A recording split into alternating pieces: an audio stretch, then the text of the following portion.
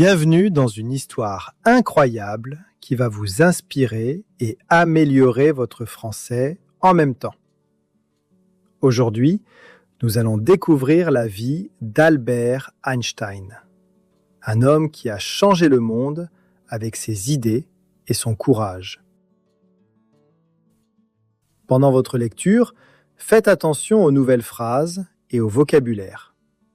Ceci n'est pas seulement une leçon de français, c'est aussi une leçon sur la persévérance et la curiosité.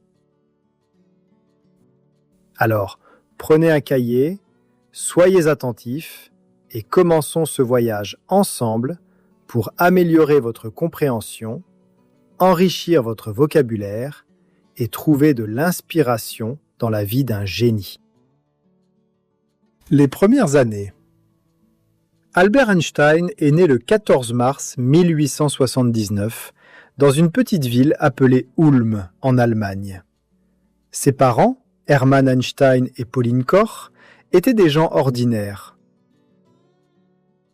Hermann était un homme d'affaires qui travaillait dans le domaine de l'électricité, tandis que Pauline était une femme au foyer qui aimait beaucoup la musique et l'apprentissage. Quand Albert est né, il n'y avait rien d'extraordinaire chez lui, sauf un petit détail curieux. Sa tête était anormalement grande. Sa famille plaisantait même à ce sujet, se demandant s'il allait grandir comme un enfant normal. Personne ne savait encore que ce petit garçon allait un jour changer le monde entier. Albert était un enfant très calme. Il n'a pas prononcé ses premiers mots avant l'âge de presque 3 ans. Cela inquiétait beaucoup ses parents. Certaines personnes pensaient qu'il avait un problème. Sa famille l'appelait le silencieux, parce qu'il parlait rarement, même quand les autres enfants bavardaient joyeusement autour de lui. Mais Albert n'était pas silencieux parce qu'il était lent. Il était silencieux parce qu'il réfléchissait tout le temps. Il pouvait rester assis pendant des heures à observer le monde autour de lui, comme s'il essayait de comprendre comment chaque chose fonctionnait. Son regard était celui d'un petit explorateur, toujours en train de chercher des réponses. La boussole magique. Quand Albert a eu 5 ans, son père lui a offert un petit cadeau qui allait changer sa vie pour toujours. C'était une simple boussole. Au début, Albert ne comprenait pas comment elle fonctionnait. Comment l'aiguille pouvait-elle toujours montrer le nord, peu importe comment il la tournait? Il est devenu obsédé par ce petit objet fascinant. Il l'a regardé pendant des heures, essayant de comprendre la force invisible qui guidait l'aiguille.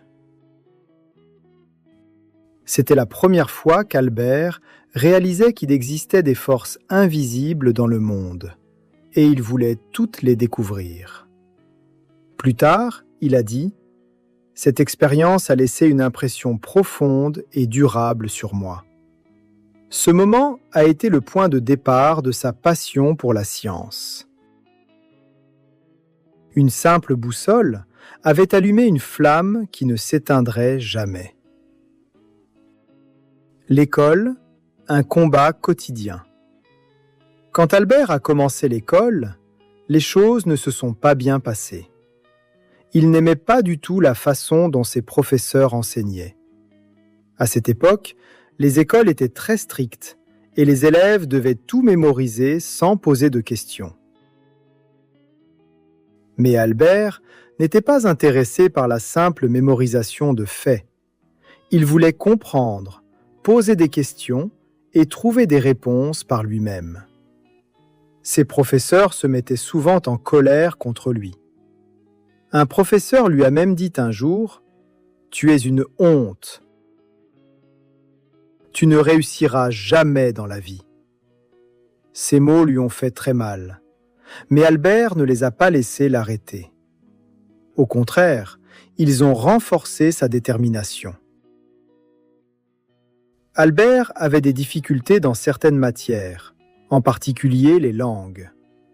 Mais il y avait une matière qu'il aimait plus que tout au monde, les mathématiques. Il les appelait le langage de l'univers et adorait résoudre des problèmes comme on résout des puzzles. Pour lui, chaque équation était une aventure passionnante. Malgré ses difficultés à l'école, la famille d'Albert croyait en lui. Sa mère, Pauline, avait remarqué son amour profond pour la musique et l'a encouragé à apprendre le violon. Au début, Albert n'aimait pas s'entraîner. Mais avec le temps, la musique est devenue un moyen précieux pour lui de se détendre et de réfléchir clairement. Il jouait du violon chaque fois qu'il avait besoin de trouver l'inspiration. Son oncle Jacob a aussi joué un rôle très important dans le développement de son esprit. Jacob adorait les mathématiques et enseignait à Albert de manière amusante et créative. Il lui a dit un jour : « Les mathématiques, c'est comme une chasse au trésor. Chaque problème est un indice qui te mène vers la solution. » Cette approche ludique a fait tomber Albert amoureux des chiffres et des formules. Un esprit différent. Albert n'était pas comme les autres enfants. Pendant que les autres jouaient dans la rue, il passait des heures à lire des livres et à imaginer comment le monde fonctionnait. Il adorait les histoires sur les grands scientifiques et rêvait souvent de faire ses propres découvertes. Un jour, en rentrant de l'école à pied, Albert s'est posé une question fascinante. À quoi cela ressemblerait-il de voyager sur un rayon de lumière ? Cette question extraordinaire est restée dans son esprit pendant des années. C'était le début de son voyage pour comprendre la lumière, l'espace et le temps. Il ne le savait pas encore, mais cette simple question allait mener à l'une des plus grandes découvertes de l'histoire. Des moments difficiles. Quand Albert a eu 15 ans, sa vie a pris un tournant difficile. L'entreprise de son père a fait faillite et la famille a dû déménager en Italie pour recommencer à zéro. Albert est resté seul en Allemagne pour finir ses études, mais il détestait être loin de sa famille. Il se sentait terriblement seul et malheureux. Finalement, Albert a décidé de quitter l'école sans terminer ses études. Il ne supportait plus les règles strictes et les professeurs sévères. À la place, il a commencé à étudier tout seul. Il lisait des livres sur la science, la philosophie et les mathématiques, en s'enseignant lui-même tout ce qu'il voulait savoir. C'était une décision risquée. Beaucoup de gens pensaient qu'il avait complètement ruiné son avenir en quittant l'école. Mais Albert s'en fichait. Il croyait sincèrement que le véritable apprentissage était plus important que de suivre des règles imposées par les autres. À 16 ans, Albert a écrit son tout premier article scientifique. Ce n'était pas parfait, mais cela montrait son incroyable potentiel. Il a aussi postulé à une école prestigieuse en Suisse, l'école polytechnique fédérale de Zurich. Cependant, il a échoué à l'examen d'entrée parce qu'il avait des difficultés dans les matières non scientifiques comme le français et l'histoire. Au lieu d'abandonner, Albert a décidé de réessayer. Il a travaillé encore plus dur que jamais, améliorant ses points faibles et refusant de laisser l'échec le définir. C'est une leçon importante. L'échec n'est pas une fin, c'est un nouveau départ. La Suisse, un nouveau départ. Albert Einstein était déterminé à réussir dans la vie. Après avoir quitté l'Allemagne, il a déménagé en Suisse, un pays connu pour son système éducatif moderne et ouvert. La Suisse était très différente de l'Allemagne. Les écoles étaient moins strictes et les étudiants étaient encouragés à penser librement. C'était exactement ce dont Albert avait besoin pour s'épanouir. À 17 ans, Albert a réessayé d'entrer à l'école polytechnique fédérale de Zurich. Cette fois, il a réussi. Mais ses problèmes n'étaient pas terminés pour autant. Son caractère rebelle et indépendant rendait les choses difficiles. Ses professeurs ne comprenaient pas sa façon de penser. Un professeur lui a dit « Vous êtes un garçon intelligent, Einstein, mais vous manquez de discipline. » Pendant ses études, Albert a rencontré une jeune femme remarquable nommée Mileva Maric, la seule étudiante en physique de sa classe. Mileva était brillante et partageait la passion d'Albert pour la science. Ils sont devenus très proches, passant des heures à discuter de théories scientifiques et à rêver ensemble d'un avenir meilleur. Leur relation n'était pas facile.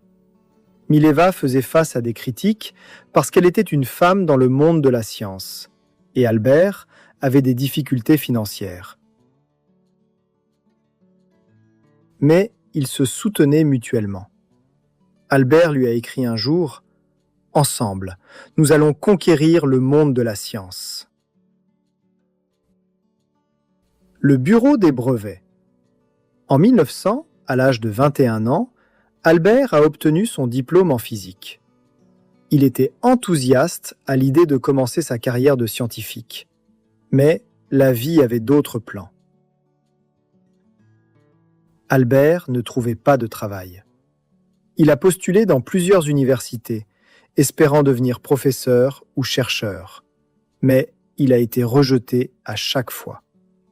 Ses professeurs ne lui avaient pas donné de bonnes recommandations parce qu'ils le trouvaient indiscipliné. En 1902, Albert a finalement trouvé un emploi comme employé au bureau des brevets à Berne. Son travail consistait à examiner des demandes de brevets et à décider si les inventions étaient originales. Ce n'était pas un travail prestigieux et cela n'avait rien à voir avec la physique. Au début, Albert était déçu. Mais au lieu de se plaindre, il a fait le meilleur usage possible de cette situation. Son emploi lui laissait du temps libre et il utilisait ce temps précieux pour réfléchir à ses idées scientifiques.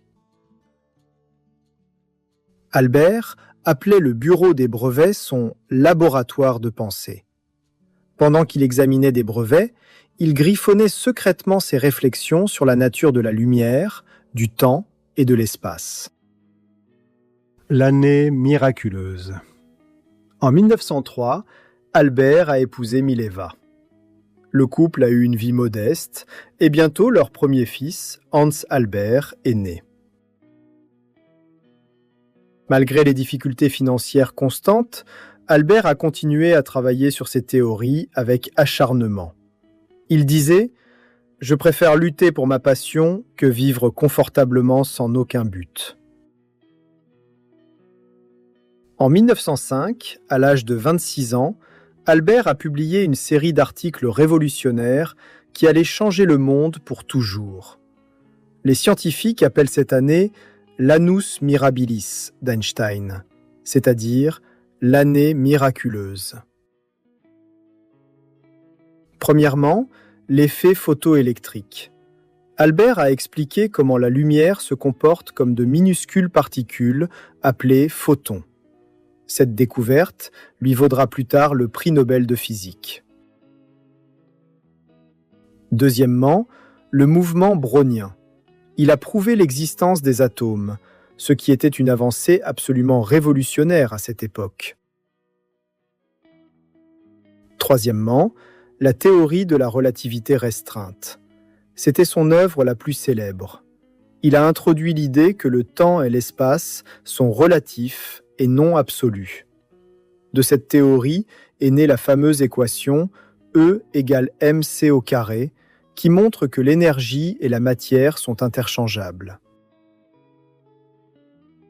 Ces articles ont bouleversé la communauté scientifique tout entière. Albert Einstein, un simple employé de bureau sans aucun poste universitaire, venait de révolutionner la physique moderne. La gloire mondiale. Après 1905, la vie d'Albert a commencé à changer profondément. Les scientifiques du monde entier ont remarqué son travail exceptionnel. On lui a proposé des postes d'enseignant et il est devenu professeur dans plusieurs universités. Enfin, son travail acharné et sa détermination portaient leurs fruits. Mais Albert ne s'est pas laissé griser par le succès. Il disait humblement « Je ne suis pas un génie. Je suis simplement curieux. Je reste avec les questions plus longtemps que les autres. » En 1914, Albert a déménagé à Berlin pour occuper un poste prestigieux à l'Académie prussienne des sciences. Pendant cette période, la Première Guerre mondiale a éclaté. Alors que de nombreux scientifiques soutenaient la guerre, Albert s'est courageusement prononcé contre elle. Il déclarait « La paix ne peut pas être maintenue par la force.